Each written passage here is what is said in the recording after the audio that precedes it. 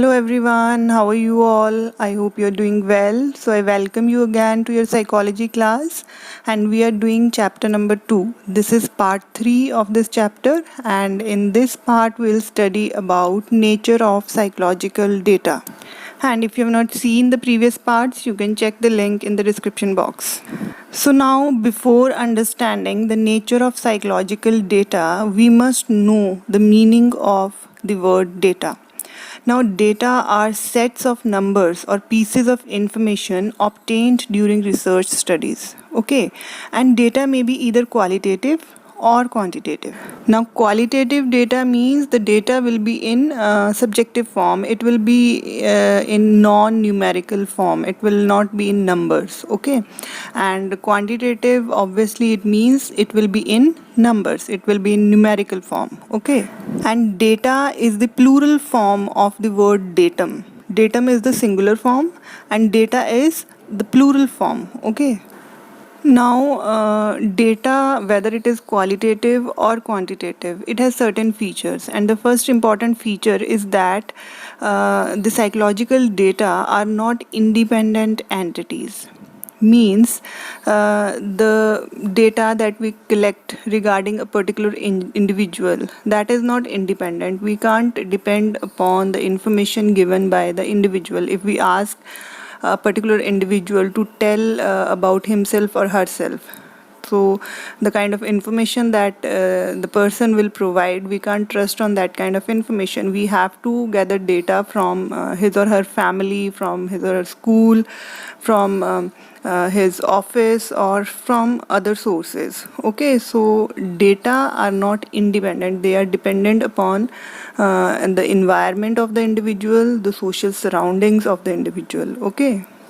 And moreover, a person behaves differently in different situations or different contexts. For example, if you are collecting the data regarding a particular person, and if you are collecting the data, if you are observing his behavior when he is alone, so his behavior will be different at that time as compared to when you will observe his behavior in a group. It means the physical or social context, the persons involved, and the time of the behavior affects the data. Alright, means the person, when he will be alone, he will behave differently as compared to when he will be in group.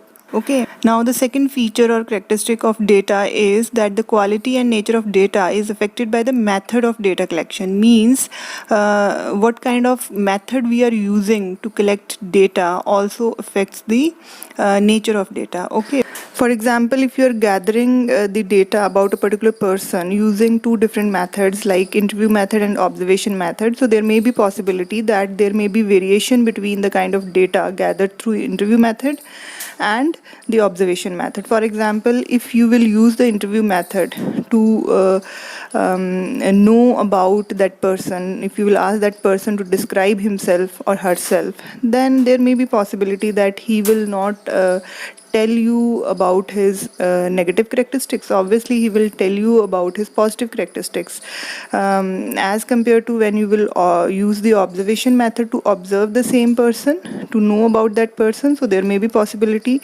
that you will get to know that he is actually not honest, he is actually not soft-spoken. Okay, so the quality and the nature of data also depends upon the method of data collection, which method you are using to collect data.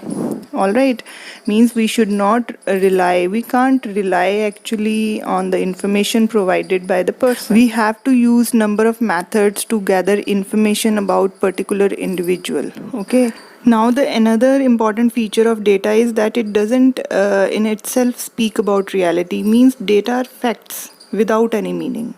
We have to draw inferences from data. We have to make conclusions from data. All right. So these were some of the features or characteristics of data, and in psychology different types of data or information are collected, and there are 4 kinds of information that is there in your syllabus, that is demographic information, physical information, physiological information, and psychological information. So we'll discuss them one by one. So let's start with demographic information first of all. So, demographic information is the first kind of information that we collect for any kind of research or study. Okay, demographic information is a kind of personal information which includes name, age, gender, birth order, number of siblings, education, occupation, marital status, number of children, locality of residence, caste, religion, parental education, occupation, and family income, etc. All right. Now, the second kind of information is physical information, and this category includes information about ecological conditions, means whether a person is living in a hilly area, desert area, or forest area, mode of economy, housing conditions, size of rooms, facilities available at home, in the neighborhood, in the school, mode of transportation, etc. All right. And the next kind of information is physiological information, and it is related to the information related to the body of the person. Okay, and it includes height, weight, heart rate, level of fatigue, galvanic skin resistance, that is GSR, electrical activity of brain measured by electroencephalograph, that is EEG, blood oxygen levels, reaction time. Reaction time means how the person reacts to a particular situation, whether he reacts very quickly or whether he takes time to react. That is the reaction time. Okay, duration of sleep, whether he sleeps a lot in a day or whether he sleeps very little in a day. All right, blood pressure level, whether he has high blood pressure level or low blood pressure level, pattern of dream, amount of salivation, running and jumping rates, etc. So these are some kind of information that we collect under this category. All right, and the last kind of information that we collect is psychological information, and this category includes the information about the intelligence levels of the person, personality, interest, values, creativity, emotions, motivation, psychological disorder if any, and perceptual judgment, thought processes, consciousness, subjective experiences, etc. So these are the four kinds of information that we collect in any kind of psychological research and study, and all these kinds of information, they play an important role in any kind of study.